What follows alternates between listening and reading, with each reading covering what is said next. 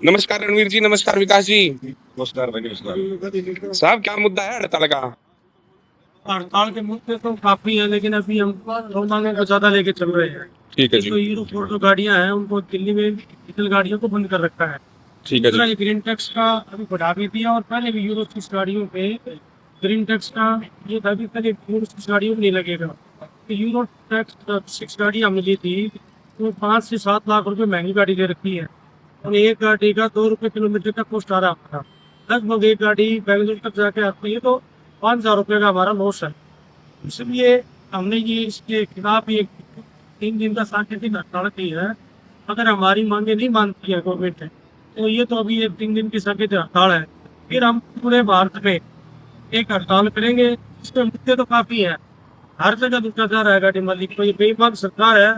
इस सरकार ने क्या है कि गाड़ी मालिक को कहीं का नहीं छोड़ रखा है, न किस्तें भरी जाती, न ड्राइवर की तनख्वाह टाइम से दी जाती। कमाई नहीं है, गाड़ियाँ इतना फ्यूल कितना बढ़ गया है, टोल टैक्स है, इंश्योरेंस बढ़े हुए हैं। लेकिन साहब, जैसे आप हड़ताल कर रहे हो, हड़ताल से तो आपको दो तरफा मार हो रही है। आपकी अपने खर्चे भी जो फिक्स होंगे गाड़ियों के, और हड़ताल से गाड़ियां आपकी सब सब गाड़ियां खड़ी हो गई हैं, चक्का जाम हो गया है, तो उससे आपको भी तो नुकसान हो रहा है। वो एक कहावत है, मरता क्या नहीं करता। अब सब कहने चला के भी कुछ नहीं बच रहा है। चला के गाड़ियों में, खाली गाड़ी अगर यहाँ से दिल्ली में एंट्री कर रहा है, कोई खाना खाने के लिए अपने घर आ रहा है, तो भी वो छोटी से छोटी गाड़ी का 2200-2300 रुपये दे रहा है। तो तो आपकी किसी सरकार के अधिकारी से कोई बातचीत हुई है आपके संगठन की?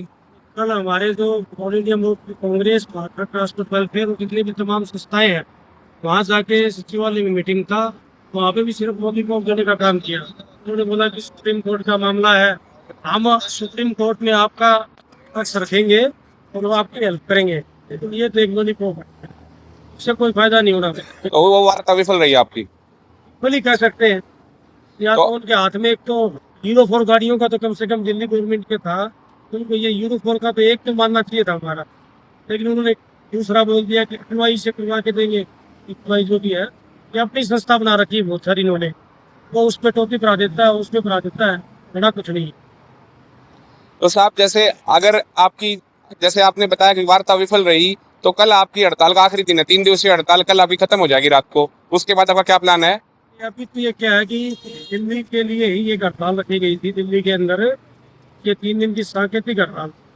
अब हम अगर हमारा कोई भी जो 3 में से कोई चीज़ नहीं मानी गई, अगर आके हम इसका एक बना के पूरा विचार करके जितनी भी संस्थाएं हैं सब इकट्ठी होके पूरे भारत का एक बंद करने का ऐलान करेंगे, महीने 2 महीने के अंदर। तब जाके भारत सरकार को पता चलेगा कि ट्रांसपोर्ट में अभी क्या है, मरा नहीं जिंदा है। तो साहब, अगर पूरा सरकार आपकी बातें मानती नहीं है और आपको ये अपना निजी नुकसान भी हो रहा है और देश का भी जो आर्थिक नुकसान हो रहा है, उसका फिर आप कैसे समाधान निकालेंगे? देश का तो नुकसान हो ही रहा है, लेकिन जो मोटर मालिक है, हर आदमी ये चाह रहा है गाड़ी चला के भी 5 रुपए नहीं बचने हैं, क्योंकि हर चीज में बढ़ा हुआ है। गाड़ियां इतनी निकल चुकी हैं कि टैक्स इन्होंने टैक्स का एक स्लैब बना रखा है इन्होंने। तो पहले इन्होंने बोला कि डीजल गाड़ियां यूरो 6 लेके आओ, तो वो यूरो 6 का 5 साल ही पूरा नहीं हुआ है। फिर बोला सीएनजी गाड़ी लेके आओ, फिर सारे तो लोग ट्रांसपोर्ट करते सीएनजी की तरफ भागे। इनको रेवेन्यू तो टैक्स का मिल ही रहा है। अब ये बोल रहे हैं कि इलेक्ट्रॉनिक के ऊपर विचार करो, हाइड्रोजन का करो। इनको तो इन्होंने बचाए रखी टैक्स की, इनका तो रेवेन्यू आ ही रहा है। फर्क कौन रहा है? ट्रांसपोर्ट में मर रहा है जो गाड़ी मालिक है।